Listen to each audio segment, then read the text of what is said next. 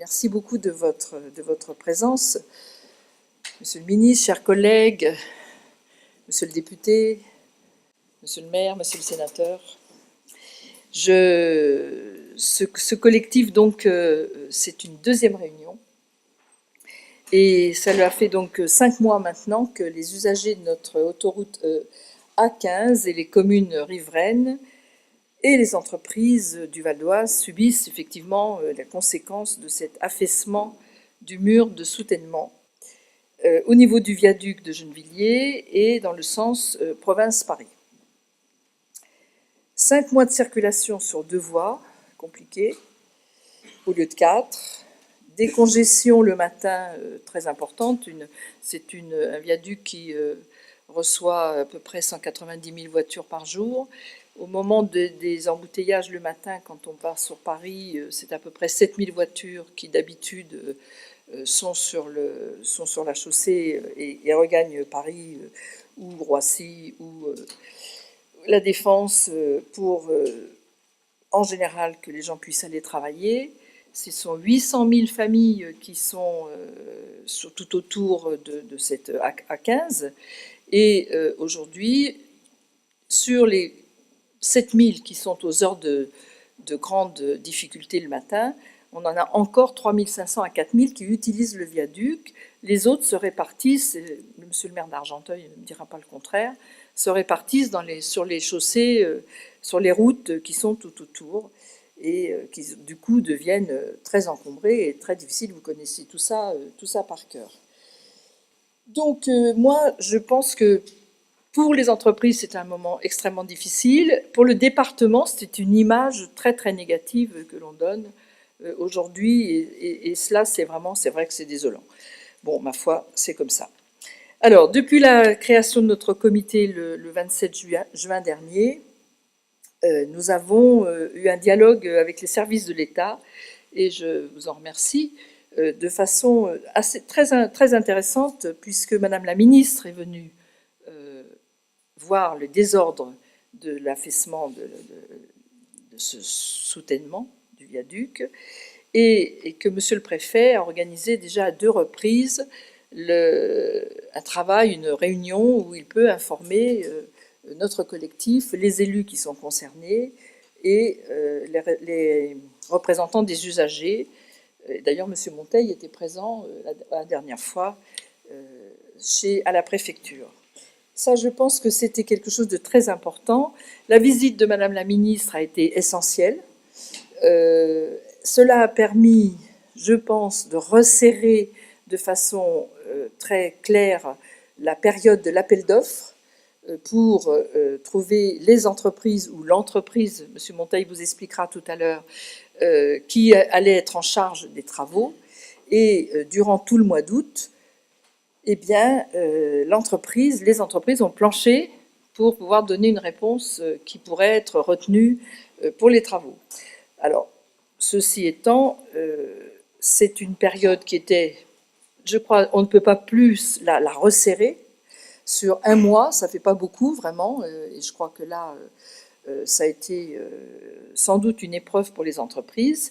Et M. Monteil vous expliquera tout à l'heure qu'il y a une pression supplémentaire qui leur est mise, puisque maintenant, ils ont un délai à respecter dans le cahier des charges pour nous rendre nos 3, puis nos 4 voies sur le viaduc. C'est un chantier qui est extrêmement difficile et complexe, et je pense que c'est là qu'on s'aperçoit que la capacité des entreprises françaises à réaliser de tels chantiers est essentielle. Et qu'on a même de la chance de pouvoir avoir des entreprises de ce style capables de réaliser des chantiers pareils. Moi, ce que je pense aussi, c'est qu'on pourrait se dire qu'il faut qu'on accentue la possibilité d'avoir des transports collectifs supplémentaires sur le Val d'Oise et se dire qu'il faut qu'on puisse renforcer l'offre de transport collectif. Et je pense, nous pensons notamment au tram 11 Express qui va d'Argenteuil, enfin du Bourget à Sartrouville en passant par Argenteuil, qui serait quelque chose d'important à pouvoir réaliser.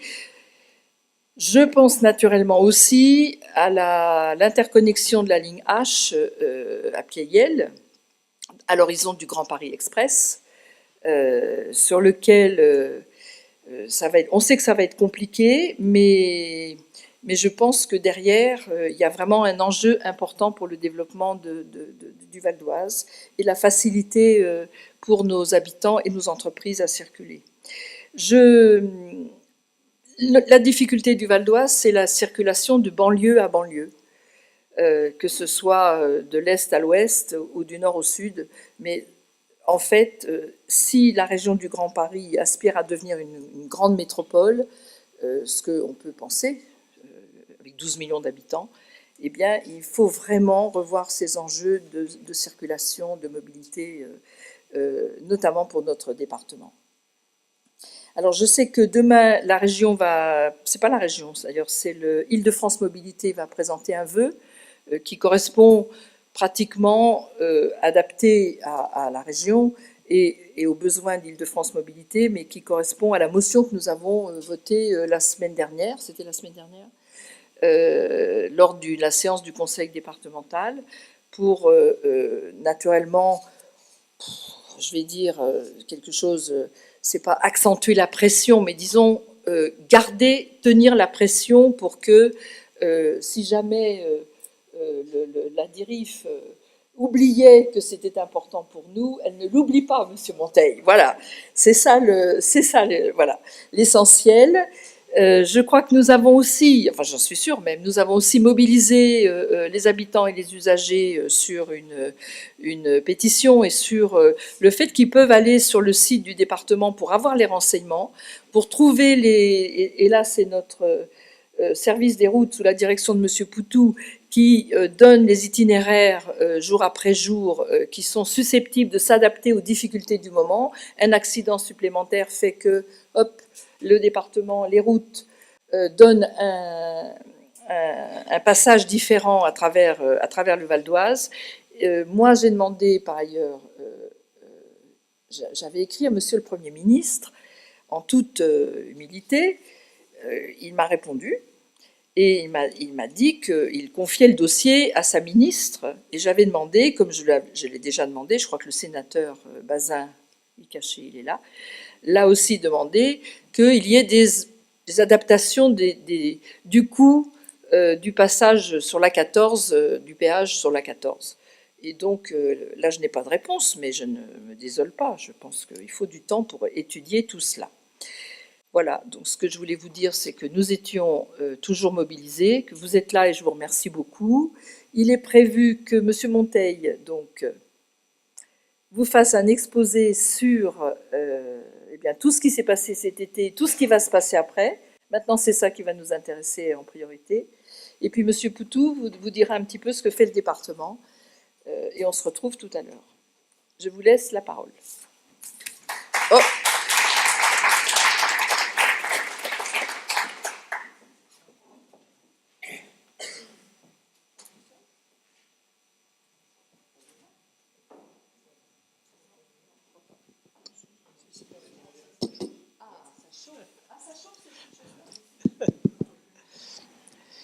Bien, merci Madame la Présidente. Pour avancer avec ça. Très bien. Bien, on a préparé un petit diaporama qu'on pourra d'ailleurs vous laisser pour mettre en ligne si vous le souhaitez par la suite. Enfin, il n'y a rien de confidentiel sur cet aspect-là. D'abord quelques éléments de contexte, donc rapidement, puisque vous êtes bien au courant de la situation. Donc les premiers événements donc, sont le 15 mai, qui a dû nécessiter de fermer complètement la 15 dans le sens vers Paris. Et après analyse du risque, entre guillemets, on a pu rouvrir le 19 mai sur deux voies uniquement, puisque l'affaissement s'est produit sur le côté droit de la route en allant vers Paris, et qui nécessitait d'empêcher la circulation sur les deux autres voies. Alors depuis cette date-là, il y a eu des actions quotidiennes qui ont porté sur d'une part la sécurisation des abords du mur, éviter d'une part que les dégradations ne s'aggravent, Donc la protection, par une bâche, un béton projeté qui a été mis dessus, une stabilisation de l'ouvrage, des reprises de l'assainissement. On a également instrumenté l'ouvrage, c'est-à-dire avec des capteurs pour vérifier si ça bougeait ou si ça ne bougeait pas, parce que il y a eu un premier, voilà. Donc on a mis des capteurs qui étaient connectés à un réseau mobile, je crois, qui renvoyait des données toutes les demi-heures pour vérifier s'il y avait un mouvement particulier qui du coup alertait une astreinte au cas où, ce qui n'a pas été le cas. Donc ça veut dire que ça n'a pas rebougé, entre guillemets, depuis le mois de mai. Donc il n'y a pas eu de mouvement de la structure du mur ou de la chaussée depuis le mois de mai. Il y a eu un certain nombre de sondages géotechniques, parce qu'il faut savoir comment est constitué le sol, comment à cet endroit-là, et comment se porter, on va dire, le reste du mur de soutènement en dessous, et des diagnostics qui ont été lancés. Avec, comme vous l'avez soulevé, Madame la Présidente, 2 réunions en préfecture en comité de suivi le 6 juillet et le 21 septembre. Alors, de quoi on parle? D'abord, je voudrais préciser, on ne parle pas du viaduc de Gennevilliers. Le viaduc de Gennevilliers est un autre ouvrage indépendant, c'est un pont qui est sur pile et qui ne repose absolument pas sur ce mur de soutènement. C'est les piles qui soutiennent intégralement le pont, sur cet aspect-là. On est sur ce qu'on appelle un mur de soutènement qui soutient, on va dire, la chaussée dans sa partie entre la chaussée sur la terre ferme et l'arrivée à la première pile, justement, du pont. Ce mur de soutènement, c'est constitué, c'est quoi? C'est du remblai, donc ce qu'on appelle du sablon, qui après est fermé par des écailles béton, et ces écailles béton, elles tiennent à ce sablon par des armatures en acier, comme vous voyez sur la photo du bas.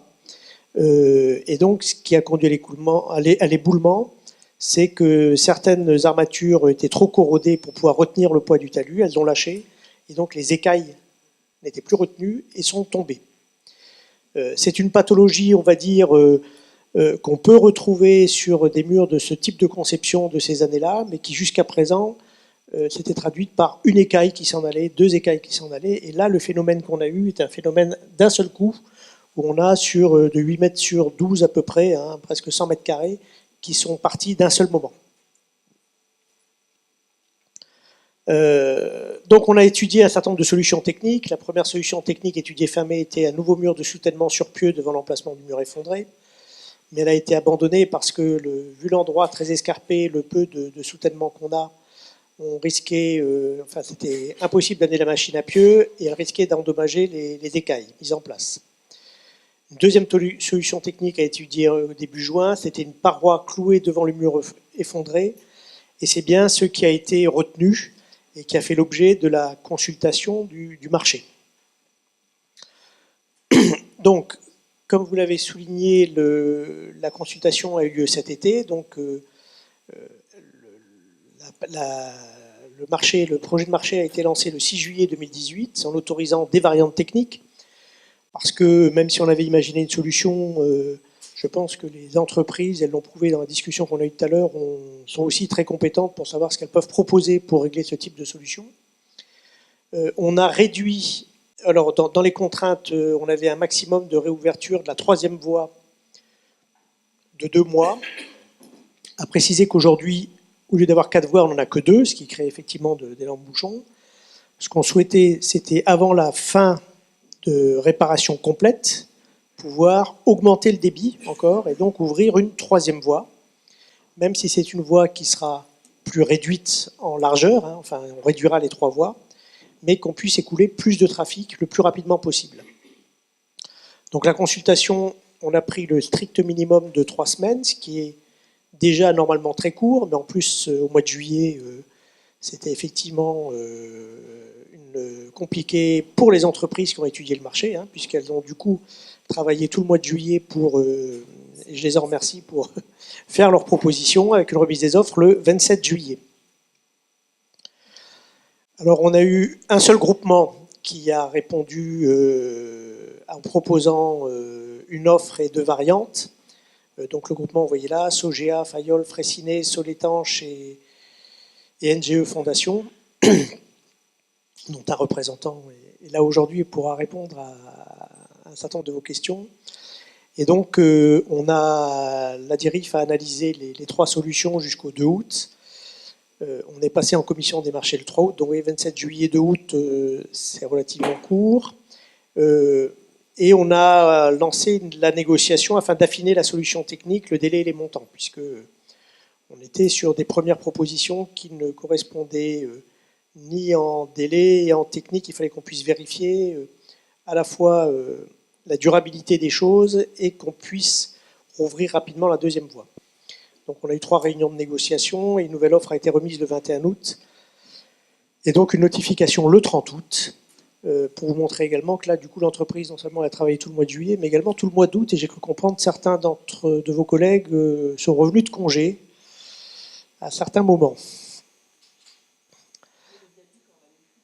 Ah ben tout à fait, c'est pour ça que je vous disais qu'on n'oublie pas que c'est quelque chose d'urgent et d'important.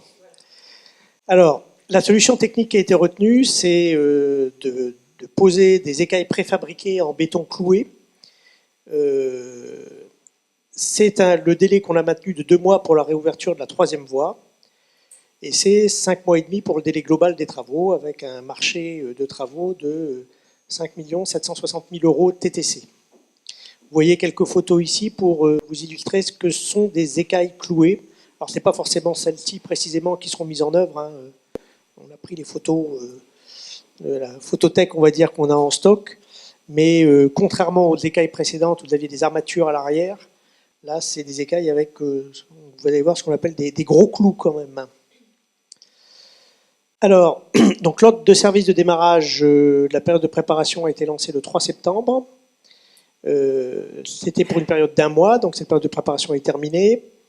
Elle comprenait l'installation, la préparation de chantier, les installations techniques, l'approvisionnement des matériaux et des matériels, et la finalisation des études techniques et différents essais. Depuis le 3 octobre, donc depuis la semaine dernière, milieu de la semaine dernière, les travaux proprement dits ont commencé, qui consistent à renforcer le talus au-dessus de la rue des Grands Saules, afin qu'il puisse supporter la dalle de travail et la machine à clous. On verra une photo tout à l'heure. Donc 2 mois de travaux, à partir desquels on pourra normalement rouvrir la 3e voie. Et puis au mois de novembre, on renforcera le mur effondré afin de permettre la réouverture de cette voie. Voilà, la rue des Saules, c'est celle qui passe en dessous. Vous voyez la partie effondrée sur la première photo. Et vous voyez déjà des engins de l'entreprise qui sont en dessous, des photos qui ont été prises l'une la semaine dernière, l'autre la semaine d'avant. Alors, si vous voulez, à droite de la photo, il y aurait la voie ferrée. C'est-à-dire qu'à droite, il y a la voie ferrée, à gauche, il y a la rue des Saules, et après, il y a un remblai qui donne sur le talus, enfin un talus qui donne sur le remblai qui s'est effondré. Voilà, donc vous avez un petit schéma de travail un petit peu, qui vous montre comment ça va se passer. Donc, sur la partie où il y a une dalle de travail qui a été réalisée, il y aura des ancrages des rangs, ce qu'on appelle des rangs 3 à 7 des écailles. Les rangs 1 et 2 qui sont en dessous seront traités après la 3e voie. Et cela permet le confortement donc, du remblai qui est en place, qu'on appelle le sablon. Et après, ça continuera fin octobre. Vous avez un schéma un petit peu là, de côté, vous voyez au fur et à mesure. Et tout le marché prévoit de renforcer l'intégralité du mur de soutènement sur sa longueur. Donc jusqu'au bout de la rue, je ne sais plus comment elle s'appelle. Non, la rue des Déserts. Et de l'autre côté de la rue des Déserts aussi, de l'autre côté de la rue des Déserts, de renforcer la partie qui avait fait l'objet d'un premier écoulement de sable il y a quelques années, qui était plus loin. Voilà. Donc, toute cette partie-là sera globalement renforcée, même la partie non effondrée, de manière à ce que l'ouvrage soit renforcé complètement. Bon, après, vous avez un certain nombre d'écailles qui sont posées. Quand les écailles de rang 3 et 4 seront posées, on considérera qu'on peut commencer à travailler sur la partie effondrée en enlevant le béton projeté mis en place. Et donc, ça se passera mi-novembre. Non, alors pendant tous ces travaux se font avec une continuité de la circulation sur le viaduc tel qu'il est aujourd'hui. Il n'y a pas d'interruption, on va dire, de trafic ou de restriction supplémentaire de trafic. Donc voilà, on voit les écailles des rangs, c'est 3 et 4, hein, je crois, c'est ça, qui sont schématisés là-dessus, tels qu'ils seront réalisés. Après, on pose les écailles sur le rang 5 et on remblaye derrière. Et à partir de là, on doit pouvoir continuer les travaux sous la chaussée. Donc, on aura bien stabilisé le pied, on va dire, du talus. Et on peut continuer à travailler. Vous voyez, on monte progressivement jusqu'à arriver à la partie affaissée. Et à partir de là, on va déblayer sous la chaussée et on va mettre en place une paroi clouée au niveau à peu près de, on va dire, après au milieu de la voie de droite, on va dire, hein, hors bande d'arrêt d'urgence. Lorsqu'on aura réalisé cette partie-là, on peut considérer, donc, et ça sera achevé début décembre, la sécurité est assurée pour rouvrir une troisième voie et permettre cette circulation sur des voies de largeur réduite. Alors quand je dis réduite, c'est quand même 3 mètres, c'est 3 mètres 20, 2 mètres 80 et 2 mètres 80. Donc 3 mètres 20 ou 30, je ne sais plus. C'est 3,20 pour la voie poids lourd, on va dire, la voie lente, ce qu'on appelle la voie lente, et 2,80 pour les deux autres voies. Alors, c'est clair que ça paraît large hein, pour ceux qui ont l'habitude de largeur de voie en urbain, mais sur autoroute, c'est pas large du tout. Hein. Enfin, voilà. C'est pas large du tout. En même temps, la vitesse, il sera, je crois qu'on en parle, on en parle après. Non, on en parle après, on y viendra après sur la vitesse. Voilà. La troisième voie, elle sera donc réservée, celle qui est la plus proche de la rambarde, réservée aux camions, c'est ça? Alors, enfin, réservé. Enfin, les camions seront obligés de la prendre. Voilà. Voilà. On interdira le dépassement poids lourd. On interdira le dépassement poids lourd sur cette section. Parce que si un poids lourd doublé sur une largeur de 2,80, du coup, il n'y a plus que 2 voies, il n'y en a pas 3. Enfin, je veux dire, voilà, il n'y a personne qui pourra se mettre dans la troisième voie à côté, sur cet aspect-là. Voilà, et ça permet, vous voyez, c'est pas grand-chose, mais on va gagner, par rapport à la situation actuelle, on va gagner de l'ordre d'1 mètre seulement. Hein. On va s'éloigner d'1 mètre. Mais en tout état de cause, on ne peut pas prendre de risque au niveau de la sécurité. Et il faut qu'on soit bien sûr qu'on peut grignoter un peu d'1 mètre pour avoir ces 3 voies. Voilà. Et donc normalement, les 2 mois, on voit, puisqu'on a notifié les chantiers le 3 octobre, donc normalement le 3 décembre, on devrait être en mesure d'avoir fini les travaux pour, je dirais, là, travailler en surface pour permettre cette troisième voie. Travailler en surface, ce n'est pas forcément des travaux énormes. Normalement, on va essayer de les faire de nuit, hein, mais c'est d'une part reculer les glissières béton qui ont été mises en place, qu'on appelle les BT4, et puis de refaire un nouveau marquage de voie, sur cet aspect-là, reprendre toute la signalisation sur cet aspect-là, pour pouvoir rouvrir après la 15 sur cette partie-là. Et après, le chantier se poursuit jusqu'à réparation définitive, donc jusqu'à mi-mars, avec le montage des derniers rangs d'écailles, le renforcement des murs adjacents qui, comme je vous l'ai expliqué tout à l'heure, qui eux ne se sont pas effondrés, de manière à pouvoir, mi-mars, réouvrir les 4 voies de circulation complètes. Et puis il y aura quelques travaux de nuit, avec probablement quelques fermetures de nuit, comme on le fait habituellement, pour réinstaller les écrans phoniques qui ont été démontés. Vous avez vu qu'au droit du chantier, on a dû, pour alléger le poids de l'ouvrage sur le côté, démonter les écrans phoniques qui étaient en place. Alors, sur la circulation, donc aujourd'hui, donc on a bien 2 voies sur à peu près 1,6 km. On a 2 bretelles d'accès qui ont été fermées depuis la RD 311 et la RD 41. On a une déviation locale matérialisée pour rejoindre la 15. Alors à 15 W, pour nous, W, c'est le sens vers Paris. Hein. Quand vous voyez des abréviations, et sens Y, c'est vers la province. Oui, j'ai découvert ça aussi. Vous en faites. C'est le jargon technicien, on va dire.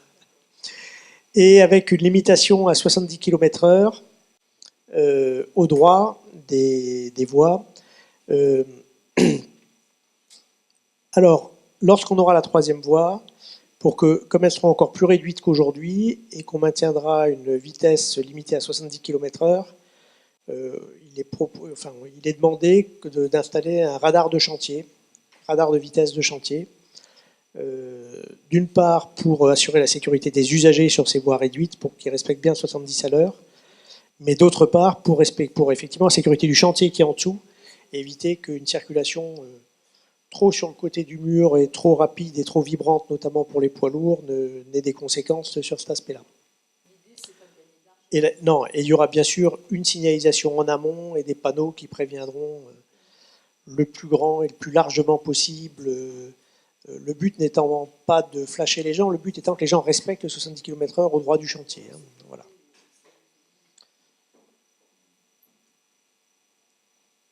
Alors, aujourd'hui, donc, on a adapté, alors vous nous parlerez effectivement du site du Val d'Oise.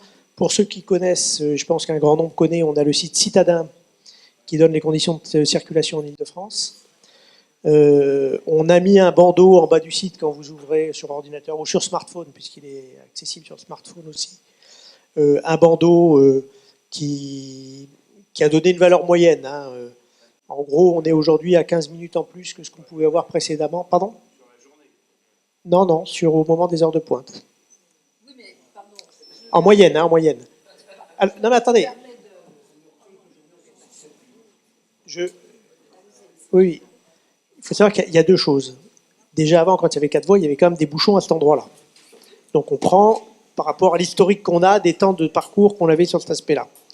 On compare les temps de parcours antérieurs aux temps de parcours actuels. Il faut savoir toutefois que donc, il y a ce temps de parcours sur la 15, qu'au vu, justement, il y a toujours un équilibre qui se crée à un moment donné, au vu de ces difficultés, parce qu'un quart d'heure, c'est énorme pour un usager. Enfin, et dès qu'on est arrêté 2 minutes, déjà, on impatiente. Donc vous imaginez un quart d'heure.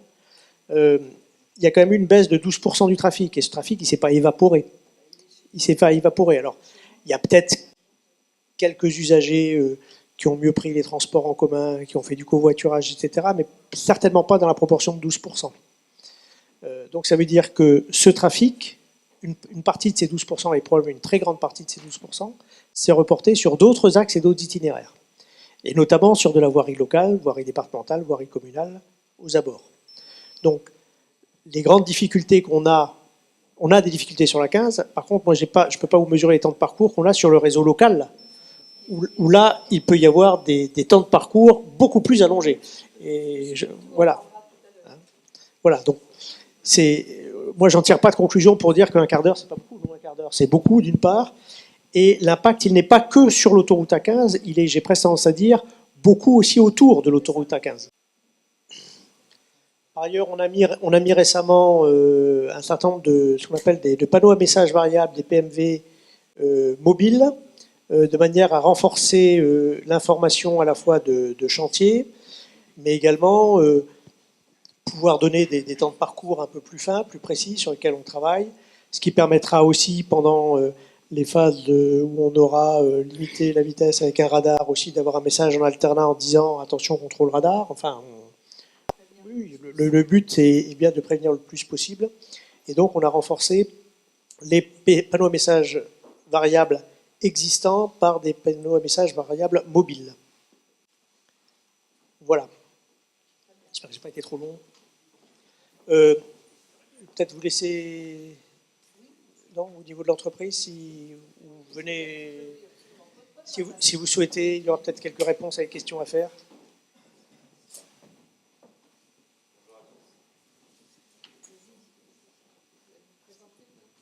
Bonjour à tous, donc Timothée Guivard, je suis chef de projet de Sogel de France, qui est l'entreprise mandataire donc, qui a gagné l'appel d'offres pour la rénovation du viaduc de la 15.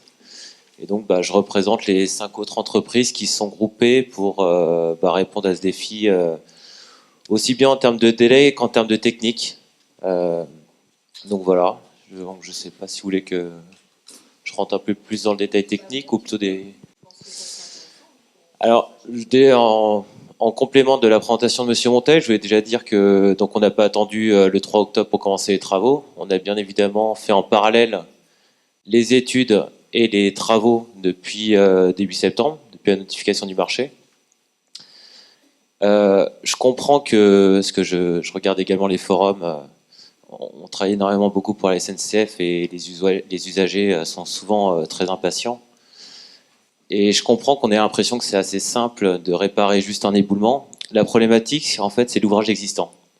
Fabriquer un ouvrage neuf dans des délais très courts, on va dire que ça serait limite plus simple, parce que là, on est obligé de faire tous les travaux en prenant en considération l'état existant, le trafic existant, les usagers, et surtout ne pas déstabiliser le viaduc actuel pour que le mur actuel, excusez-moi, le mur de soutènement actuel, parce que en faisant nos travaux de renforcement, on va impacter forcément la stabilité actuelle du mur. Et donc, on doit faire plusieurs phases préparatoires avant de pouvoir commencer. Donc, une paroi clouée, comme son nom l'indique, en fait, c'est comme si on mettait des clous, comme dans un mur. Mais en fait, ce mur latéral, qui est dans le chemin critique pour qu'on puisse rouvrir les voies, la réparation, on est obligé de faire énormément de travaux sur le mur frontal, donc vraiment le mur qui est direction la Seine, voilà, juste avant le viaduc. Parce qu'en mettant les clous de côté, on va déstabiliser le mur qui est de front.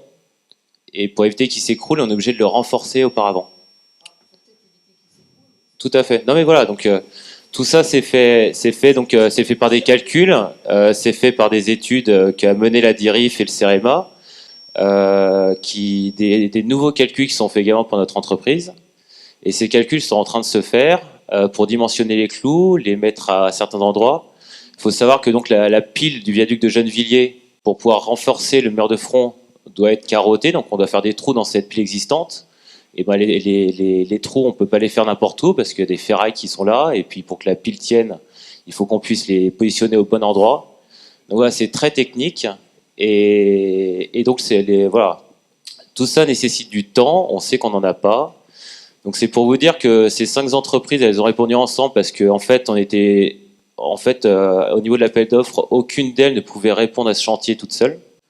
On n'avait pas les effectifs, on n'avait pas les moyens, on n'avait pas les machines, on n'avait pas les forces vives pour pouvoir répondre à ce chantier tout seul. Et cette solution préfabriquée était la seule qui pouvait répondre aux délais, notamment de la 3e voie. Voilà, parce qu'en fait, pour faire du béton coulé en place classiquement, ça nécessitait en fait des temps de séchage qui sont beaucoup trop importants pour pouvoir le faire en 2 mois. Donc c'est pour ça que cette solution préfabriquée est venue là. Et la principale difficulté du chantier, pour vous qui êtes allés sur place, c'est vraiment ce côté. Il n'y a aucune plateforme de chantier, c'est pas droit, c'est pentu, il n'y a pas de place pour mettre de pelle, donc il a fallu aménager tout ça, et les machines ne peuvent pas travailler d'une manière très efficace du fait de ce côté assez pentu. Donc voilà pourquoi on met plus de temps entre guillemets que vous aimeriez pour le réparer. Et c'est pour voilà un peu en introduction. Après, je pourrais répondre à vos questions pendant la. Oui, si vous pouvez mettre la présentation suivante, merci. Donc, je suis Jean-Claude Poutou, directeur général adjoint chargé de l'aménagement du territoire au département du Val d'Oise. Et donc, je ne vais pas être long du tout. Une petite présentation pour vous rappeler ce qui a été dit. C'est que la 1, la 15, c'est les 2 points de sortie du département vers de sortie et d'entrée. Là, on parle surtout de sortie parce que c'est dans ce sens-là que le problème se produit sur A15. Pour aller vers la Petite Couronne et vers Paris, c'est les deux points massifs avec 4 voies sur les autoroutes. Les autres points sont des routes départementales qui sont bien sûr avec des faibles caractéristiques, ou bien des ponts comme la 392 sur le pont de Beson, donc avec des engorgements déjà récurrents en temps normal, et donc qui sont incapables d'absorber donc les trafics qui se reportent depuis la 15. J'ai juste une question, parce que vous parlez de la 15, mais il y a aussi la 115 qui subit les mêmes. On a schématisé sur ce schéma que les points aux sorties de département, mais bien sûr, la 115 converge avec la 15 et vient aggraver le phénomène. De même que sur la 301, ce qui est l'ancienne RN1, il y a aussi la 316, l'ancienne RN16, qui converge au barrage de Perfit et qui est le même phénomène. On a nos radiales qui viennent converger avant de rejoindre la 86, et qui ne se connecte pas sur le périphérique, qui s'arrête sur la 86, qui est elle aussi complètement engorgée. Donc Donc ce manque de capacité, bien sûr, se reporte gravement sur nos voies. Bon, le schéma là rappelle les trafics et cette convergence, donc justement, à la fois du BIP Ouest, la RD 170, de la 115, de la 15, et tout ça vers le viaduc. Les déviations par le quai de Seine peuvent en aucun cas suffire par les autres points de franchissement pour se substituer au viaduc. Un exemple de congestion repris sur MAPI pour qu'on voit, pas comme citadin, on voit que les problèmes sur le réseau de l'État. Là, on voit les répercussions sur l'ensemble du réseau. On l'avait montré la dernière fois sur Waze, mais c'est un peu pareil. Ça, c'était vendredi matin. Vous voyez, tout ce qui est en rouge, c'est les zones congestionnées. Et vous voyez qu'au-delà du réseau de l'État, tous les abords des ponts sont pleins. Le slide suivant est presque pareil, mais pire encore. Ça, c'était ce matin à 9h. Donc, la saisie de la carte de MAPI ce matin à 9h. Vous voyez le bouchon sur A115 qui remonte jusqu'à Hermont. De l'autre côté jusqu'à Franconville, hein, on est à la hauteur d'IKEA, à cet endroit-là. Et puis, la situation d'Argenteuil, M. Motron ne démentira pas, la situation qu'il vit depuis le mois de mai sur les bouchons dans Argenteuil, où là, vous voyez que le chevelu montre que ça se diffuse pas que sur les routes départementales avec les points de passage des ponts de Seine, mais ça se diffuse dans les rues et les petites rues donc d'Argenteuil et de Beson, donc du fait de tout ça pour passer de l'autre côté sur une A86 qui est, vous voyez, à cette heure-là, complètement bouchée. Hein. Les répercussions aussi, des fois, sont plus lointaines. Alors, en temps normal, vous me direz, il y a déjà des problèmes de circulation avec les feux dans ce secteur de Cormeilles. Mais là, on peut le retrouver comme quoi c'est davantage depuis mai que l'était auparavant. Donc, on a des répercussions assez lointaines. Et à Franconville, vous voyez aussi des itinéraires qui sont des alternatives qui cherchent à passer par Argenteuil pour quitter la 15, la 115. Les gens montent sur la butte de Cormeilles pour redescendre dans les rues d'Argenteuil et retombent dans le bouchon plus loin pour essayer d'aller franchir le pont dans des itinéraires alternatifs. J'ai pris les exemples de ce côté, je pourrais les prendre côté Épinay,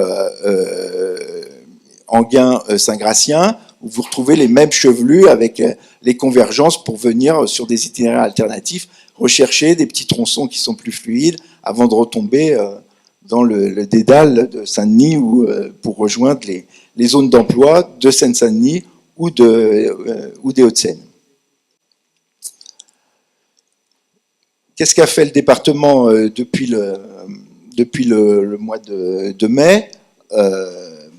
On l'avait déjà dit l'autre fois, changement de programmation de ces travaux d'entretien. On a été amené à différer beaucoup de travaux sur notre réseau départemental pour pas aggraver la situation. Ou bien des travaux qui étaient prévus de jour, le département a décidé de les faire de la nuit pour pas se cumuler avec la gêne du viaduc. Les cycles de feux tricolores sur les routes départementales ont été aussi modifiés dans leur plan de feu pour tenir compte des afflux de circulation qu'on peut connaître dans les heures de pointe. On disait tout à l'heure que le report du trafic s'était pas fait vers les transports en commun. Ça, j'en suis persuadé, parce que d'abord, les transports en commun sont déjà pleins et déjà saturés, et que ce report, même si on n'a évidemment pas beaucoup d'outils pour le mesurer, de savoir les variations de transport en commun, on ne sait pas quels sont ceux qui auraient abandonné la voiture juste à cause de ça pour prendre des transports. On peut penser qu'il n'y en a pas beaucoup, mais ce qu'on est certain, c'est effectivement, ça a été dit tout à l'heure, c'est qu'ils passent ailleurs, et donc ils changent leur itinéraire, donc ils sont sur le réseau départemental ailleurs, voire sur le réseau communal, avec des allongements de parcours et des allongements donc, de temps souvent, hein, en même temps, mais ils changent aussi leurs heures. C'est surtout ça qui est important, c'est que les gens partent plus tôt pour passer le viaduc plus tôt pour une heure de pointe qui s'étale davantage. Et donc quand le bouchon remonte pas plus loin, ce qu'on constate, c'est qu'il dure plus longtemps, c'est-à-dire que en fait, le matin, vous avez des trafics très importants. Dès 5 heures, dès 6 heures du matin, vous avez donc déjà du trafic parce que les gens avancent leurs heures pour passer avant la période de pointe qui s'allonge. Donc cet étalement du trafic quand il y a bouchon conduit à ce qu'on a une relative stabilité du trafic à l'heure de pointe, mais si la pointe dure plus longtemps, la gêne pour les usagers est bien sûr beaucoup plus grande. Je ne commenterai pas le chiffre d'un quart d'heure, je pense que c'est l'effet des moyennes. Quand on donne des chiffres moyens dans ces choses-là, on a tous vécu des expériences où le quart d'heure, c'est bien plus qu'un quart d'heure. Je pense que beaucoup d'entre vous en ont fait l'expérience eux-mêmes, que ça peut être bien sûr beaucoup plus qu'un quart d'heure, même si en moyenne, du fait du grand nombre des véhicules qui franchissent le passage, on peut avoir effectivement une gêne qui est faible en moyenne. Mais vous, ce que chacun va retenir, c'est chacun, lui, combien de temps il a mis en plus. Et donc ça, c'est pas très facile à mesurer. Une autre action du département, en partenariat avec la région, j'en profite pour remercier Paul Beauvalet, directeur des transports de la région, qui est dans la salle ce soir, et qui nous a accompagnés à la demande de Valérie Pécresse pour sensibiliser à cette question, pour nous aider à trouver des solutions alternatives. Alors, le département réfléchissait déjà à des aires de covoiturage. Là, c'est peut-être un bien dans le mal. Ça a précipité la question pour trouver un partenariat avec Decathlon. Donc, celui d'Oni, celui de Cergy, celui d'Herblay, les deux, Oni-Cergy, il y en a que deux en tout. Oni-Cergy et Decathlon-Herblay, les deux Decathlon, qui donc acceptent de mettre à disposition une partie de leur parking pour en faire des aires de covoiturage qu'on est en train de flécher. Tout ça, ça devrait être opérationnel avant la fin du mois d'octobre.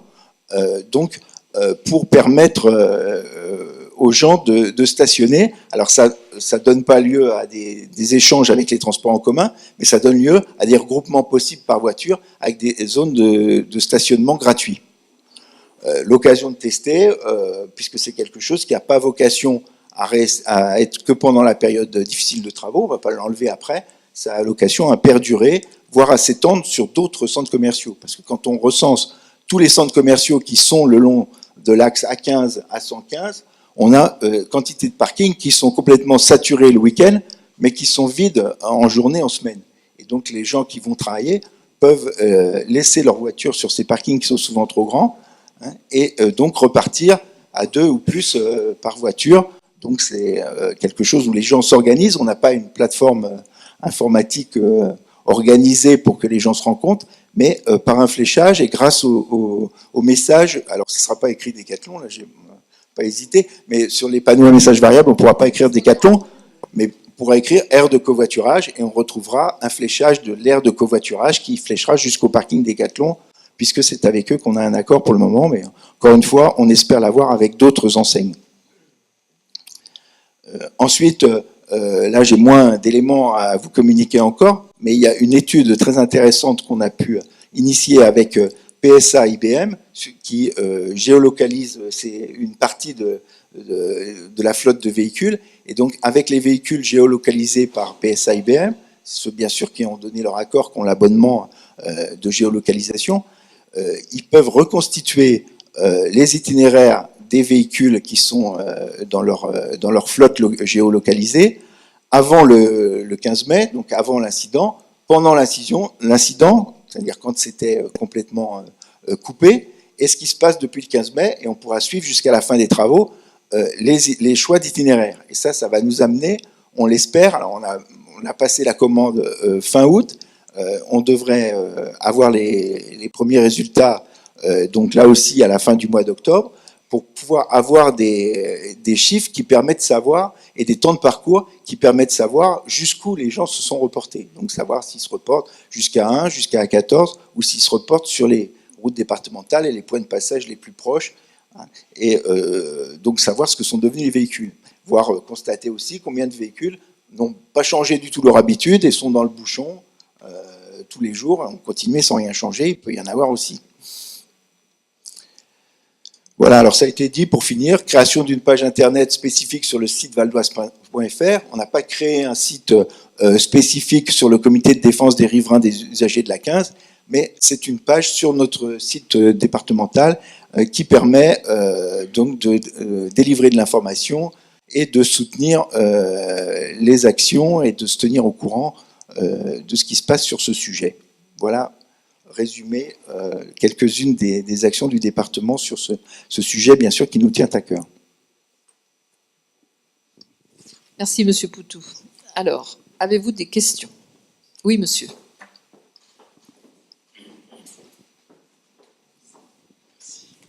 Bonsoir. C'est pas une question. Je suis élu à Taverny. J'habite le Val d'Oise depuis 51 ans.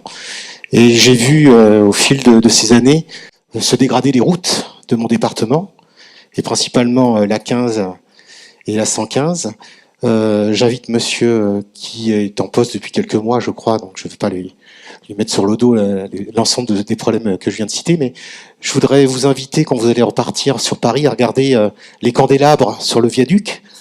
Il y en a énormément qui éclairent aujourd'hui la Seine, ou ce qui est en dessous. Ils sont complètement tournés, ils sont vrillés, ces candélabres, depuis de nombreuses années. Et puis, je voulais vous parler des arbres qui poussent sur ce viaduc. Et aujourd'hui, il y a des véritables arbres qui poussent sur le viaduc. Donc, rien n'est entretenu, monsieur. Je ne parlais pas de l'aquaplaning. Je crois que madame la présidente du conseil départemental est bien au fait de ce sujet. Je voulais la remercier d'ailleurs d'avoir organisé cette réunion. Je n'avais pas pu être présent à la précédente. Et puis, les services du département qui agissent du mieux qu'ils peuvent pour essayer de trouver des solutions. Donc, j'invite vraiment l'État à faire le nécessaire. Ce n'est pas acceptable. On est dans un État moderne, je crois, enfin je pense. J'ai l'occasion de voyager beaucoup à l'étranger, et quand on parle de pays sous-développés, très sincèrement, j'ai le sentiment qu'on n'est pas loin. Donc il faut vraiment prendre conscience des choses. Le Val d'Oise est un département important qui compte des millions d'habitants, ou un peu plus d'1 million d'habitants. 1,2 million. 1,2 million. Donc j'invite l'État à ne pas négliger ce département, parce que très sincèrement, je pense que c'est le cas. Les abords des autoroutes sont d'un état déplorable. Alors curieusement, depuis quelques jours, je ne sais pas si vous avez constaté, messieurs, dames, mais il y a des interventions sur les bas-côtés de l'autoroute. D'un coup, c'est en train d'être nettoyé, c'est un miracle. Alors je ne sais pas si c'était la réunion de ce soir qui a lancé, alors je ne veux pas faire de procès d'intention, mais moi j'ai constaté, je prends l'autoroute tous les jours, je fais 40 000 km par an, et très sincèrement, je vous invite vraiment à ouvrir les yeux et à intervenir, parce que c'est totalement intolérable. Je vous remercie. Merci. Non, c'était la réunion a été prévue, si vous voulez, mais les travaux, je peux l'imaginer, je peux donner la parole à Monsieur Monteil, mais les travaux ont été programmés avant. Mais c'est vrai que les élus que nous sommes avions fait remarquer d'une façon assez forte et récurrente que nous avions des zones sur la 115 et sur la 15 avec d'énormes flaques d'eau où on avait des voitures au moment des orages qui avaient de l'eau jusqu'à l'entrée où on met ses pieds, là je ne sais pas comment ça s'appelle, que nous avions un problème d'éclairage, et là il nous a été dit à différentes reprises que finalement les gens roulaient moins vite quand il n'y avait pas de lumière qu'avec la lumière, mais c'était suite au vol des câbles de cuivre, comme on en a tous vécu effectivement dans nos villes, hein, on a tous vécu ça. Voilà, donc juste pour vous dire ça, mais c'est vrai que les élus ont souvent manifesté et fait remarquer qu'il y avait des choses qui n'allaient pas. J'ai reçu encore un courrier, Monsieur Monteil, cette semaine pour accompagner ce que vient de dire Monsieur, d'une dame qui reçoit chez elle de nombreux étrangers de par son travail, et qu'elle va les chercher à Roissy, elle les accompagne le long de nos routes, et elle me dit que elle a honte à chaque fois qu'elle est obligée de passer à travers l'autoroute, etc., parce que les bas-côtés sont envahis par... alors les Français sont quand même... C'est nous, hein, donc on n'est pas non plus à l'abri du fait que les Français jettent tout et n'importe quoi par leurs fenêtres, mais c'est vrai qu'on aimerait bien que l'État ramasse, nettoie beaucoup plus souvent que ce qui se fait aujourd'hui. Je vous donne la parole, peut-être. Alors, oui. Alors d'abord, je tiens à préciser que le Val d'Oise n'est pas plus mal ou mieux ou moins bien traité que les autres départements. Il n'y a pas d'ostracisme vis-à-vis d'un département ou d'un autre. Ma direction s'occupe de l'ensemble des départements d'Île-de-France. Et j'étais en train de dire que la situation qu'on connaît en Île-de-France, c'est une situation qu'on a globalement en termes de moyens d'entretien qui est nationale. Notre ministre Elisabeth Borne a d'ailleurs rappelé que il y a eu un audit qui a été demandé d'être réalisé par un cabinet privé sur l'état des infrastructures routières en Île-de-France. Cet audit a conclu qu'il faudrait pour maintenir le réseau dans un état qui ne continue pas de se dégrader, il faudrait qu'on augmente les budgets correspondants de 50% à peu près pendant 15 ans. Voilà. Pour avoir une remise à niveau progressive de l'ensemble des réseaux. Donc il y a un vrai problème que personne n'ignore qui est budgétaire sur cet aspect-là.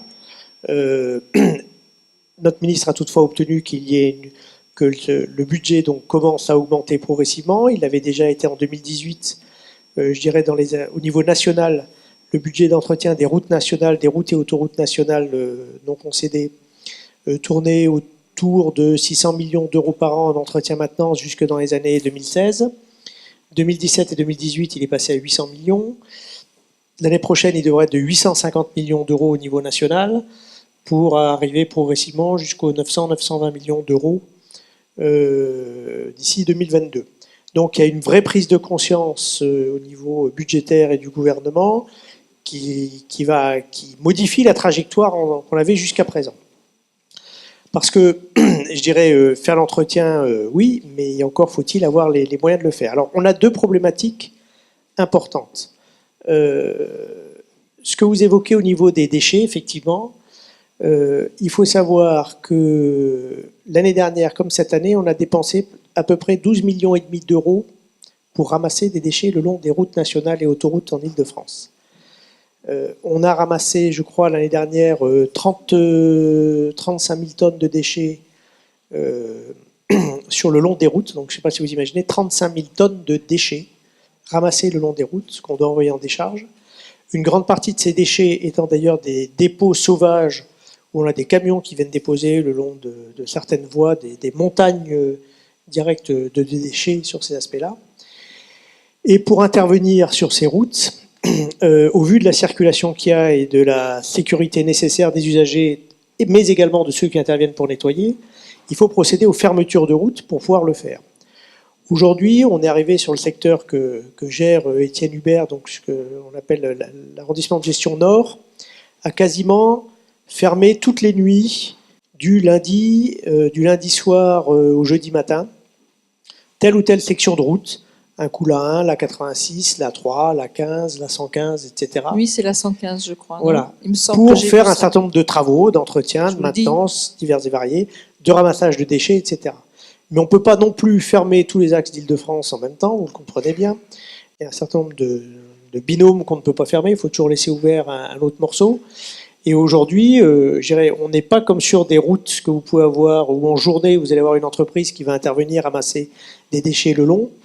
Il faut savoir que c'est très dangereux. Rien que sur le mois de septembre, nous avons eu à la DIRIF 5 fourgons de signalisation avec flèches lumineuses de rabattement qui se sont fait percuter en plein jour, alors qu'ils signalaient soit un accident, soit un véhicule en panne, soit un usager arrêté sur le long de la bande d'arrêt d'urgence ou sur une voie. 5 véhicules percutés qui sont inutilisables en un mois. 2 jours, avec, vous voyez, les grandes flèches qu'on met en place, enfin, on ne peut pas dire que ça ne se voit pas sur cet aspect-là. Donc imaginez des entreprises qui interviendraient à pied pour nettoyer ça en pleine circulation, c'est pas faisable. Donc on a quand même une particularité sur notre réseau routier en Île-de-France qui fait que c'est pas tous les semaines, tous les mois qu'on peut intervenir. Aujourd'hui, on passe à peu près pour le ramassage des déchets, selon les endroits, entre 1 et 2 fois par an sur les secteurs. On est en train, au niveau national, avec le ministère de la Justice et le ministère de l'Intérieur, de voir comment mieux réprimer les dépôts et les jets de déchets sauvages, parce qu'à un moment donné, c'est un puissant fond. Hein, sinon, aujourd'hui, on met 12,5 millions d'euros. Si on en mettait 20 ou 30 millions d'euros, je ne suis pas sûr que visuellement, la situation... alors, elle serait peut-être améliorée 1 ou 2 semaines par an, mais c'est pas ça qui ferait qu'on aurait une meilleure aura là-dessus. Donc, on a quand même un vrai sujet qui concerne tous les citoyens. Et ce qu'on pense également, c'est, et je fais un appel à ceux qui seraient volontaires, à mener des actions conjointes avec un certain nombre de collectivités, parce que des actions citoyennes où on va nous assurer la sécurité pour fermer des sections de voies ou de bretelles et où des citoyens viennent voir ce qu'il y a sur le bord de la route, aider à ramasser cet aspect-là, c'est aussi très formateur et ça crée aussi, je dirais, une culture, une éducation qui permettra peut-être dans l'avenir qu'on en ait moins sur cet aspect-là.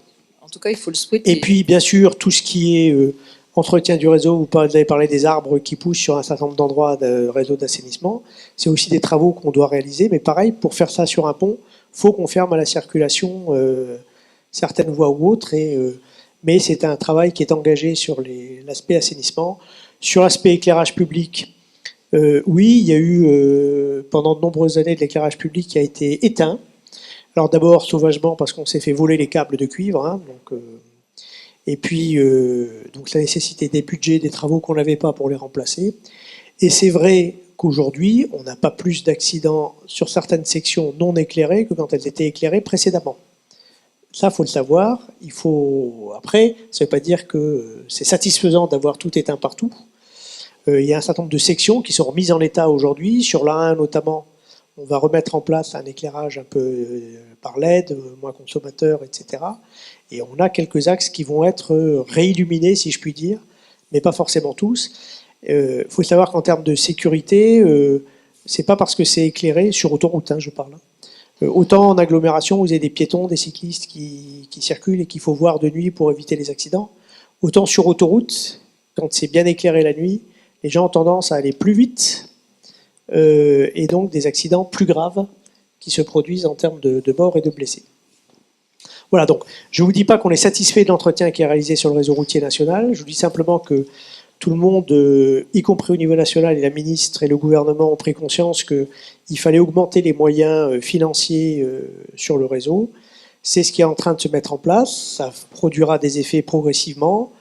On a d'autre part un certain nombre de chantiers où la région Île-de-France nous aide également financièrement, puisque tant pour ce qu'on appelle les enrobés acoustiques, dont le Val d'Oise va bénéficier également tant sur la 115 que sur la 15 à l'issue des travaux début 2019, mais également des enrobés à fort taux de recyclage où la région Île-de-France nous aide en cofinançant à 50%, ce qui nous permet d'en faire plus, bien sûr, au niveau régional. Il y a une volonté de la région, effectivement, d'aider les franciliens à circuler dans des meilleures conditions. Il y a d'autres questions? Oui. Alors, monsieur le maire d'Argenton. Ah ben, monsieur le maire de Franconville. Voilà, mais pas en plus j'ai le micro. Vous voyez. Déjà, merci de votre présentation. C'est vrai que c'est techniquement intéressant qu'on puisse voir où et comment ça va s'organiser, quand. Je remercie le département de faire ça parce que sans le département, on n'a aucune info. C'est-à-dire que si on n'a pas ça, on n'a rien. On a 2 réunions en préfecture auxquelles il faut qu'on appelle matin, midi, soir pour pouvoir se greffer. Mais si on n'a pas cette soirée-là, on n'a pas d'information. Et je voudrais vous dire que enlever la partie citadin, ça décrédibilise tout le reste. Vraiment, vous ne pouvez pas dire aujourd'hui aux habitants du Val d'Oise, vous perdez juste 12 minutes. C'est pas vrai. Que ce soit une moyenne, je ne remets pas en cause le calcul, juste ne le mettez pas. C'est pas possible, ça va décrédibiliser tout le reste et tout le reste est important. Pareil, ne nous dites pas ici que l'entretien est fait 1 à 2 fois par an. Ça fait des années qu'on a entre 30 et 50 cm d'eau par endroit pour accéder ou sortir des autoroutes. Vous ne pouvez pas dire ça.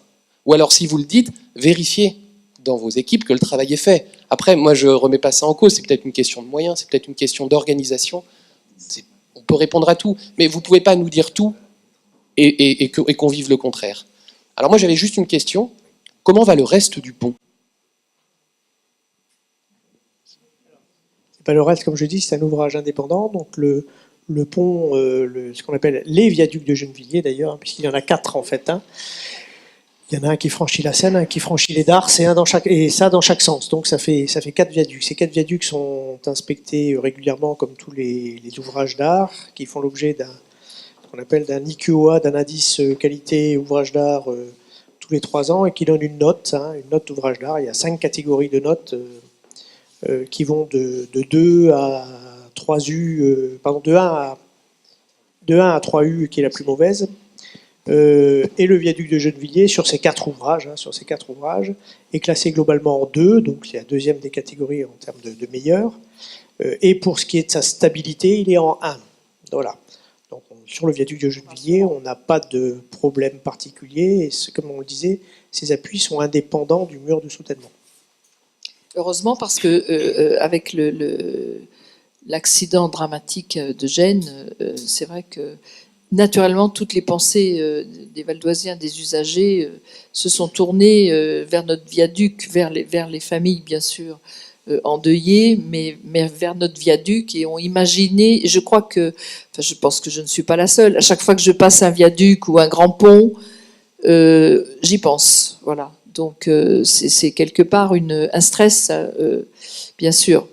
Plein d'autres questions. Merci, Monsieur Monteil. Georges ou Gérard. Voilà. Je passerai le micro à Georges volontiers après, parce que je pense qu'il est particulièrement impacté dans sa ville. On pourrait parler pendant des heures sur l'état de nos routes, etc. Ce soir, c'est une réunion sur le viaduc, enfin le talus par là. Juste une parenthèse, vous dites que vous évoquez le fait des problèmes de budget. Nous, si on pouvait conserver les budgets qu'on avait, que l'État nous prend aujourd'hui pour faire ce qu'on faisait en route il y a une dizaine d'années, aujourd'hui on peut faire moins de 50%, même un peu moins de ce qu'on faisait à l'époque, et c'est un peu dommage parce que c'est aussi quelque chose qui pèse sur nos routes départementales, et même si on essaye de faire les maximums, il faudrait qu'on fasse plus, mais malheureusement, là, c'est pas qu'on veuille pas, c'est qu'on nous a pris les budgets. Je ferme la parenthèse. Vous avez évoqué, là, vous venez de répondre sur le fait qu'entre le talus et la structure elle-même du viaduc, c'est deux choses totalement différentes. Moi, ce qui m'a frappé, c'est une des premières photos qu'on a vues où on voit la ceinture métallique qui a été tellement corrodée qu'elle a lâché. Donc il y a 100 mètres carrés, j'ai cru comprendre, qui vont être traités parce que c'est là qu'il y a eu une rupture. Est-ce qu'on est certain que cette ceinture métallique qui existe sur l'ensemble du talus n'est pas à ce point autant corrodée, parce que si jamais on avait un autre accident qui viendrait derrière subvenir, parce qu'on aurait les mêmes causes, on aurait donc les mêmes effets, et je pense qu'on aimerait être rassuré sur le fait que le reste est aussi en état de pouvoir fonctionner ensuite. Je parle que du talus, là. Alors, bien sûr, enfin, c'est dans les périodes où on a expliqué, mois de mai, juin, qu'on a continué à travailler. On a fait des sondages à partir de la route. D'ailleurs, on avait fermé un samedi une journée complète. On avait fait un très pénalisant. C'était vraiment le jour, pardon, mais ce jour-là, on n'avait plus de RER. Le 25 juin, je crois. Ça a été c'était le 25 juin, une presqu'île, quoi. Voilà. Voilà. C'est ça. Donc on a fait des sondages, des carottages à partir de la chaussée pour aller voir les armatures, hein, parce qu'on ne pouvait pas démolir le mur pour aller les voir, il fallait par la chaussée, donc percer les à peu près 80 cm de chaussée qu'on a, hein, puisque de différentes structures, pour aller voir d'une part l'état du sablon, et puis l'état de certaines armatures.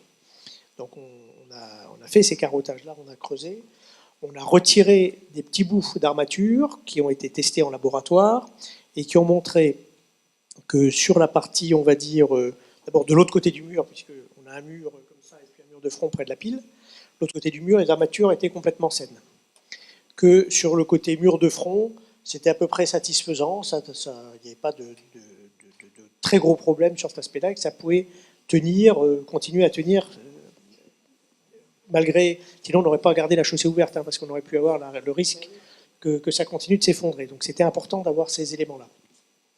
Mais comme je vous l'ai indiqué, malgré ça, ce qu'on appelle le mur de front, qui est près de la pile, et l'ensemble de la longueur du mur actuel, même où les armatures sont relativement satisfaisantes, va être renforcé complètement. C'est-à-dire va être renforcé par... Ce sont les écailles qu'on a vues tout à l'heure, c'est ça ? Par des clous qui...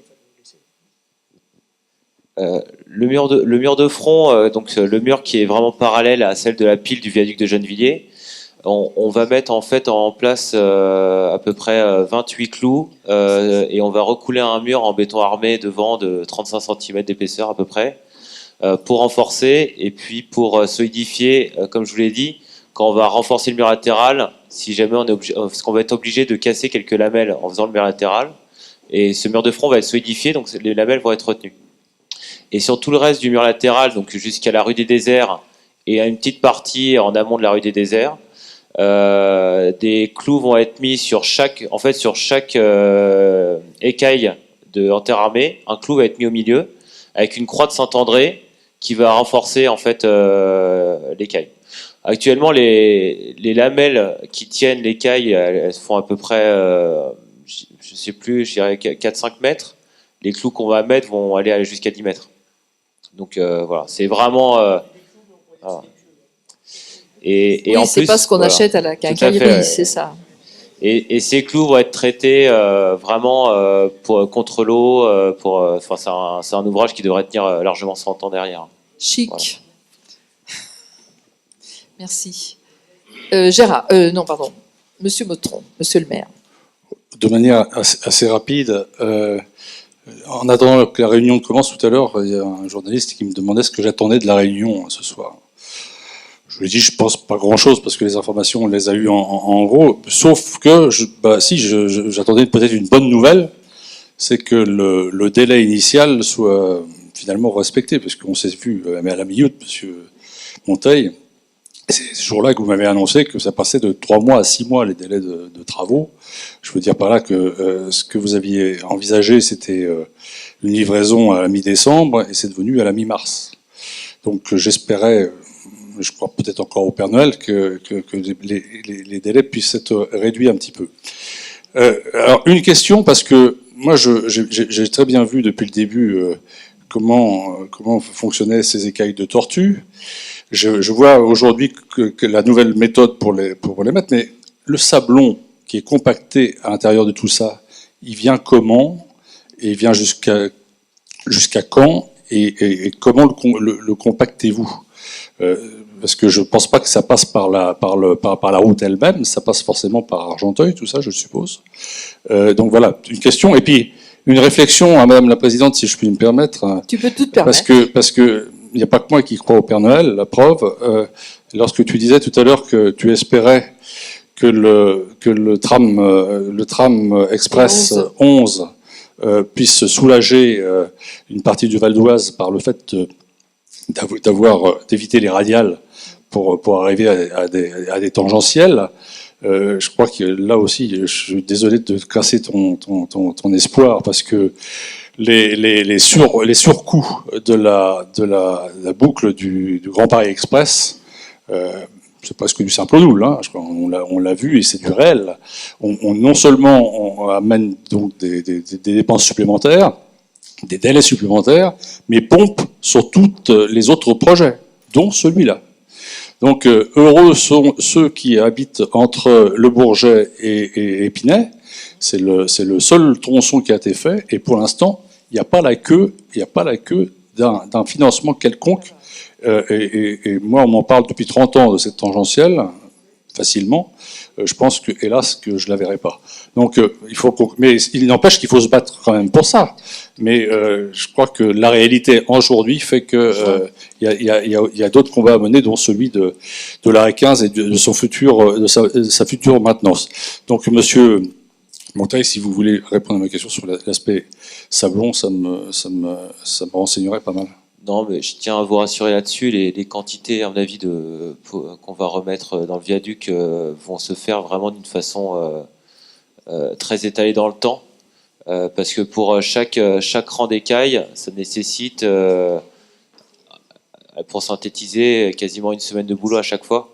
Donc le sablon qu'on va remettre, ou ça va même être de la gravette autocompactante, va se faire d'une manière très étalée, donc vous ne verrez pas, à mon avis, d'embouteillage particulier sur Argenteuil. Et il y a peut-être possibilité également qu'on puisse faire ce remplissage par la 15 également. On a Par en haut ?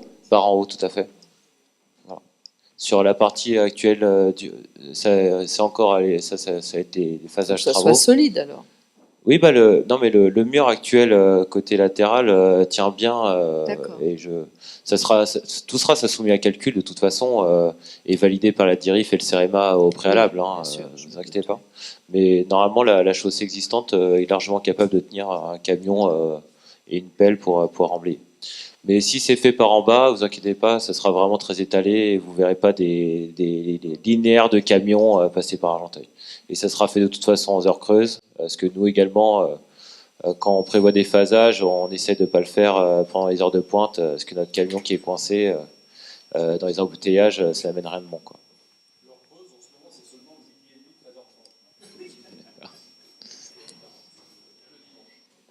C'est clair que c'est compliqué. Une question. Oui, monsieur le maire Oui, de non. Neuville. Merci. Non, deux questions techniques. Déjà, vous avez annoncé un planning. Est-ce que ce planning est indépendant des intempéries? Deuxième question, est-ce que ce mur d'écaille est instrumenté pour prévenir de faiblesses futures? Alors non. Sur les intempéries, on va dire que notre planning est quand même très optimiste. Je vais pas vous le cacher, si on a des intempéries très exceptionnelles cette année, le délai risque de rallonger, je peux rien vous promettre. C'est vraiment un planning, dans notre première offre qu'on a soumis à la DIRIF, ce planning n'était pas respecté parce qu'on n'était pas en capacité de le faire. C'est vraiment suite aux réunions de négociation qu'on a trouvé des solutions ensemble avec la DIRIF pour pouvoir raccourcir le délai.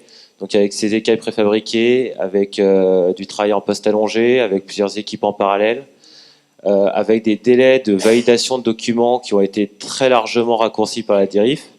Et ça, je peux vous en remercier parce que c'est vrai que d'habitude dans un marché, notre maître d'œuvre a à peu près 2 à 3 semaines pour valider des documents.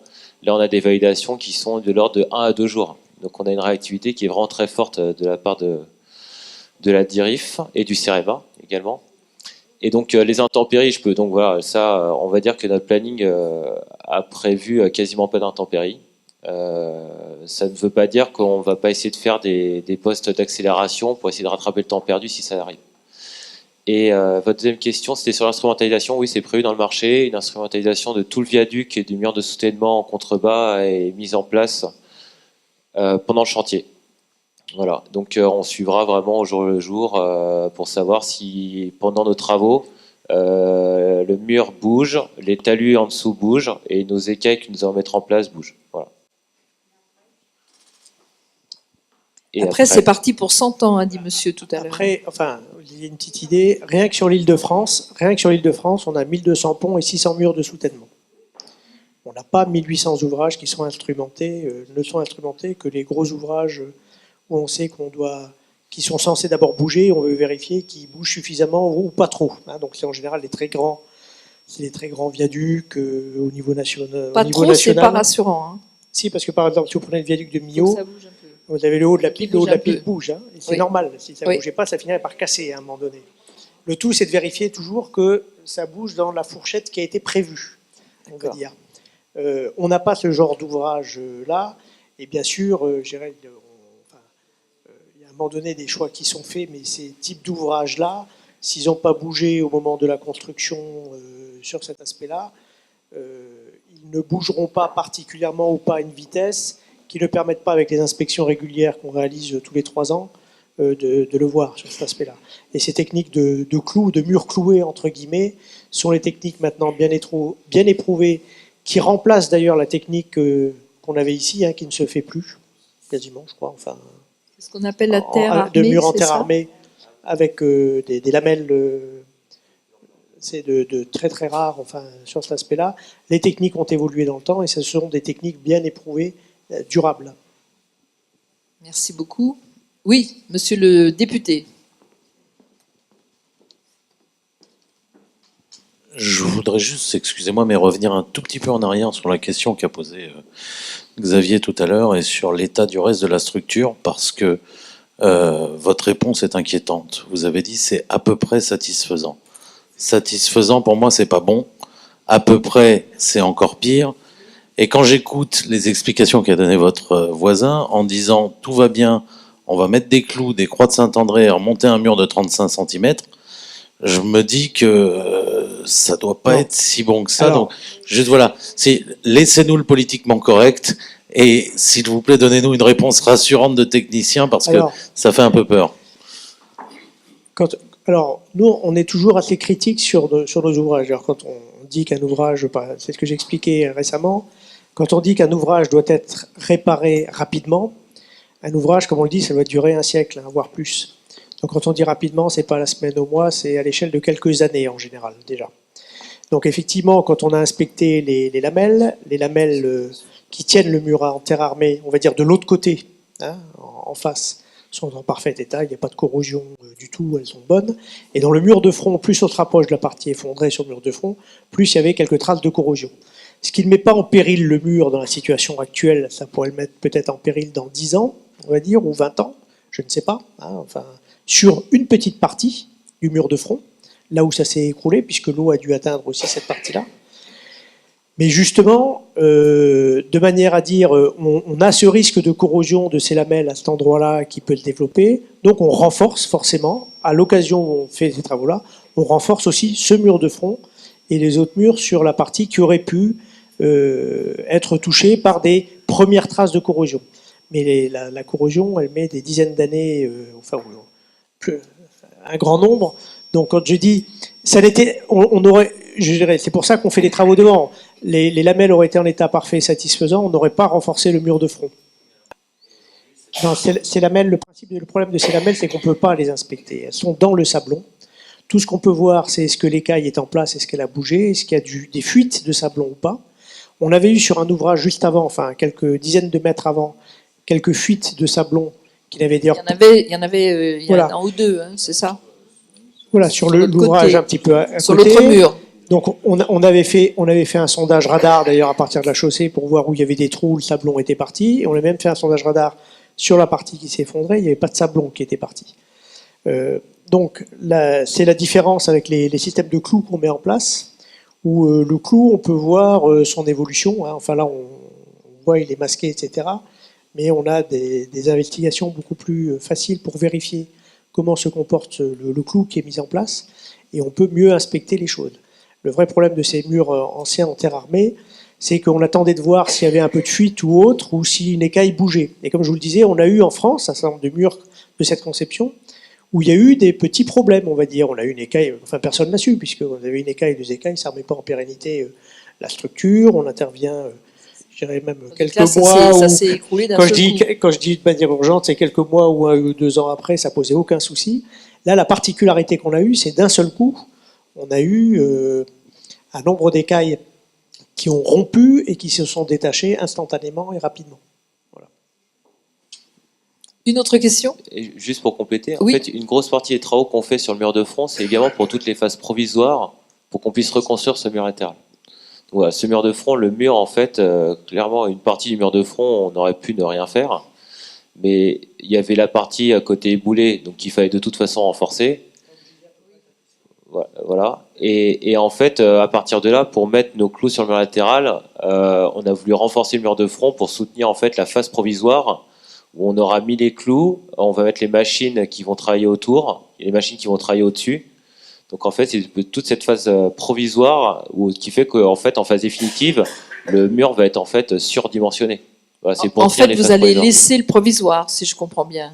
Oui, bien sûr. Enfin, voilà. Les phases provisoires sont laissées définitivement. Bien sûr, mais en fait, elles sont surdimensionnées pour la phase provisoire. Pour la phase définitive, donc, pour tenir juste les voitures qui roulent, ces murs en fait sont surdimensionnés. Voilà. D'accord.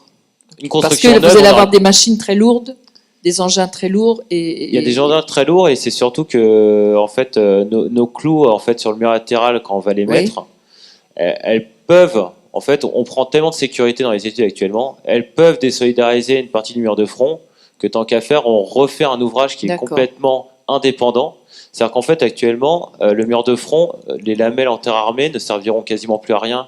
Mon mur, le mur qu'on va fabriquer tiendra à lui tout seul avec les clous, la structure. Voilà. Dans les études actuellement avec les nouvelles Eurocodes, les sécurités sont largement plus importantes qu'à l'époque. À l'époque. Ah oui, mais on ne peut pas refaire le monde à l'envers. Il y avait une question, monsieur. Oui, bonsoir. Bernard Cailleul, directeur de la Chambre de commerce pour le Val d'Oise. Je voulais juste excuser la présence de Pierre Cuchely qui n'a pas pu venir ce soir. Il est tout excusé. Voilà, j'y transmettrai. En fait, je voulais apporter un éclairage un tout petit peu différent sur le sujet de cette réunion qui est très intéressant, sur l'impact sur les entreprises de cette fermeture, puisqu'on a conduit, dans le cadre de l'enquête annuelle qu'on mène par téléphone auprès d'un échantillon représentatif de chefs d'entreprise du Val d'Oise, et on a évidemment posé la question de l'impact du viaduc, enfin de sa réduction de circulation pour les entreprises. Alors, les quelques chiffres, rassurez-vous, je ne vais pas vous assommer de chiffres, mais il me semblait intéressant de souligner que plus 51% exactement des entreprises interrogées disent avoir un impact économique lié à la réduction de voies et aux conditions de circulation qui en résultent. Évidemment, c'est d'abord sur la mobilité de leurs propres salariés, de livraison, fournisseurs, etc., notamment pour le secteur de l'industrie, de la construction et du commerce de gros, qui sont les plus largement impactés par cette réduction de circulation. Ça se traduit évidemment par des augmentations de coûts, notamment dans le secteur de la construction, et on le comprend bien, hein, les équipes chantiers qu'il faut déplacer et qui restent bloquées longtemps. Et également, et c'est peut-être le chiffre le plus pertinent, en termes de perte de chiffre d'affaires, entre 20 et 25% des entreprises de l'industrie ou de la construction estiment avoir une perte de chiffre d'affaires liée à la situation que l'on rencontre aujourd'hui. Donc c'est vrai que c'est un sujet de préoccupation pour la Chambre de commerce et globalement pour l'économie de ce département. Et quand on relie ces quelques éléments avec la projection que les chefs d'entreprise font de leur chiffre d'affaires pour les 6 prochains mois, on s'aperçoit que, contrairement à l'année dernière, le nombre de chefs d'entreprise qui disent que leur chiffre d'affaires va se développer, va progresser sur les 6 prochains mois, est en net retrait par rapport à ce qu'on constatait l'année dernière. Alors, il n'y a peut-être pas de relation directe, mais on ne peut pas s'empêcher de le penser. Et de ce fait-là, les entreprises du Val d'Oise se trouvent en retrait par rapport à la région ou en moyenne par rapport à la France. C'est-à-dire que les mêmes chefs d'entreprise partout en France se projettent plus favorablement que ceux de notre département. Donc évidemment, la relation n'est pas forcément directe, mais ça fait partie des sujets de préoccupation. Je veux bien le croire, oui, effectivement. Mais ça paraît logique en même temps, finalement, parce que le temps, même si le temps qu'il passe dans les bouchons, ou peut-être la confiance même aussi des clients, finalement, qui attendent une livraison rapidement et qui ne peut pas être assurée. Donc, je pense que c'est extrêmement difficile pour les entreprises, ça, Je me permets de rajouter un mot sur l'aspect activité de construction. Quand on cumule ces difficultés-là avec celles qui sont déjà rencontrées depuis le début de l'année sur le stationnement des professionnels sur Paris, avec les modifications qui ont été opérées, c'est vrai que ça se traduit par une perte de compétitivité qu'ils expliquent et qui décrivent très, très clairement. Oui, ça je comprends. Et là, effectivement, l'État, qu'est-ce qu'il peut faire? Alléger des charges? Ça me paraît, on peut toujours demander. Hein. Oui, on peut demander, oui. Voilà, mais comme disait monsieur le maire d'Argenteuil, j'ai tendance à croire un peu au Père Noël, mais pas trop quand même. Hein. Pas trop quand même. Mais bon, c'est vrai que ça, c'est un sujet extrêmement difficile. Ce qui veut dire que finalement, quand on est responsable, soit au niveau de l'État, soit au niveau d'un département ou d'une collectivité ou de la région, quand on fait des choix dans un sens ou dans un autre, il y a des conséquences sur la vie économique qui sont imparables. Et malheureusement, c'est le cas ici. D'autres questions? Moi, j'avais juste une question sur le nombre de personnes qui vont travailler sur le chantier. Est-ce que c'est quelque chose d'important? Parce que l'espace qui est à votre disposition n'est pas très grand. Non, on va dire qu'on sera en moyenne une quinzaine de personnes. Une quinzaine d'ouvriers. À cela s'ajoutent 3 conducteurs de travaux, moi-même, 2 chefs de chantier, ce qu'on fait des postes allongés. Et donc voilà. Un peu plus de 20 personnes qui vont être sur à peu près. Alors ça sera toujours pour les phases critiques, notamment jusqu'à l'ouverture de la 3e voie. Après, ça sera des travaux qui nécessiteront plus d'expertise technique que de la quantité, notamment sur la mise en place de tout ce qui est corniche pour reprendre l'eau en haut du viaduc, tout ce qui est mur anti-bruit. Et c'est beaucoup de personnes à mobiliser en très peu de temps. Oui. Et des sous-traitants qui doivent répondre à des délais qu'ils n'ont pas l'habitude de répondre, surtout avec les charges d'activité qu'ils ont actuellement. C'est un vrai défi tous les jours. Écoutez, en tout cas, on nous souhaite que vous puissiez respecter ces délais. Moi, j'ai vu cette semaine, en passant sur le viaduc, Monsieur Monteil, qu'il y avait des ouvriers qui étaient en train de travailler sur les rambardes, le long à droite, en partant vers Paris. Qu'est-ce qui se passe avec nos rambardes ? Alors, ça devait être des travaux Entretien. ou d'entretien de nettoyage d'assainissement qui est au bord des rambardes. Oui, il y a des endroits où il y a des puisque le long de la rambarde, on a c'est pas, le caniveau c'est pas- d'assainissement c'est- qui si passe. vous voulez, c'est pas continu. Ils travaillent par endroits. Je me suis dit, tiens, des rambardes du viaduc ou un souci, non? Oui, en fait, on les a croisés. Ils nettoyaient actuellement justement l'assainissement. Il y avait le nettoyage des arbres Ah, dont bah, très monsieur bien. parlait. Mais du Et côté, ils ont- du côté Cergy Paris, Et ils faisaient également C'était ce côté-là, hein. des nouveaux sondages justement sur Ah, ces d'accord. fameuses lamelles de terre armée côté Paris-Province. Paris-Province. D'accord. Sur la jonction entre la 86 et la 15. D'accord. Voilà. Très bien. Merci beaucoup. D'autres questions? Oui. Monsieur le maire de Frépillon. Merci. Oui, vous avez évoqué les horaires allongés. Moi, j'aimerais bien entendre, est-ce que tout est fait pour réduire au maximum le délai, voire même travailler les samedis et les dimanches?